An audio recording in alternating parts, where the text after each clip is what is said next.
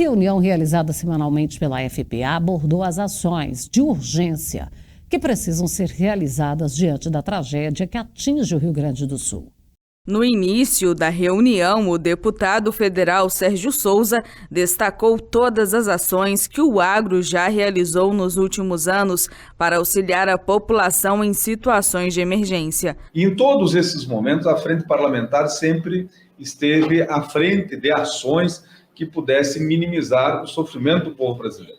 Por exemplo, lá em 2020, nós fizemos o agro solidário, no momento em que nós vimos que o povo fecharam os comércios, perderam postos de serviços, perderam empregos, veio a inflação dos alimentos, o agro se envolveu para que pudéssemos ajudar a minimizar o sofrimento dessas pessoas, cedendo a eles alimentos.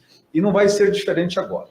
Nas reuniões que nós estamos tendo desde ontem, o Instituto Pensar Agro, que vocês conhecem, congregam aí dezenas de entidades nacionais do agro, estas entidades estão se mobilizando por orientação própria delas, mas coordenada aqui pelo IPA, que nos dá esse suporte todo, para que ações econômicas, financeiras, de ajudas humanitárias, cheguem urgentemente lá naqueles que mais precisam no Rio Grande do Sul.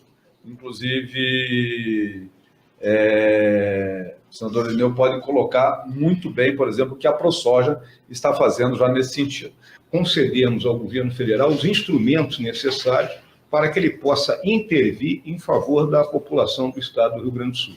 E essa intervenção, na minha visão, ela tem 3 níveis, alguns já citados aqui pelo nosso presidente, pelo Sérgio.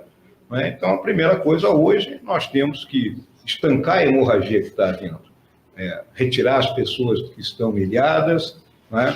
Recuperar, né, parte daquelas regiões que foram atingidas, né? Temos que entender qual é a quantidade de recursos que vai ser necessário. Não adianta estar perguntando para o prefeito de Mussum, para o prefeito de Encantado, quanto é que ele precisa de dinheiro. Então, nessa hora, o governo tem que liberar um recurso. Posteriormente, a reconstrução, né? O sistema viário do estado está numa situação deplorável. Nós não temos aeroporto em Porto Alegre, né? O aeroporto internacional de Porto Alegre não está funcionando. Então, a reconstrução, que na minha visão vai durar de 6, 7 meses, e o principal a posteriori, né? É nós, o parlamento, cobrarmos um efetivo projeto de resiliência climática por parte do governo federal, né? Com legislação que possa ser feita aqui dentro do parlamento brasileiro, né? E, a partir daí, os estados e municípios, né, se encaixarem nesse projeto. Senão, a cada ano, nós teremos uma agonia para vencer. Mesmo diante das boas ações das entidades, é preciso se voltar para a parte legislativa. Tem a parte que é aquilo que cabe ao Congresso Nacional. Ainda na noite de ontem, a Câmara dos Deputados já aprovou o projeto de decreto legislativo que libera o governo das amarras da Lei de Responsabilidade Fiscal. Esse decreto de emergência ele é muito importante para que nós não tenhamos nenhuma restrição na hora de ver o impacto orçamentário, não precisaremos observar esse impacto orçamentário e o governo pode construir aí mecanismos de colocar recursos, alocar recursos, e nós no parlamento vamos trabalhar neste sentido.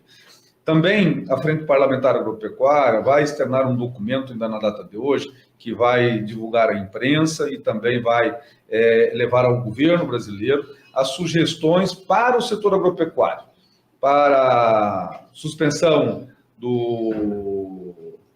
dos contratos de dívidas, de empréstimos, medidas de longo prazo para prorrogação e pagamento dessas dívidas, sugestões de capital de giro, seguro rural e por aí vai. São uma série de medidas que a Frente Parlamentar Agropecuária vai colocar.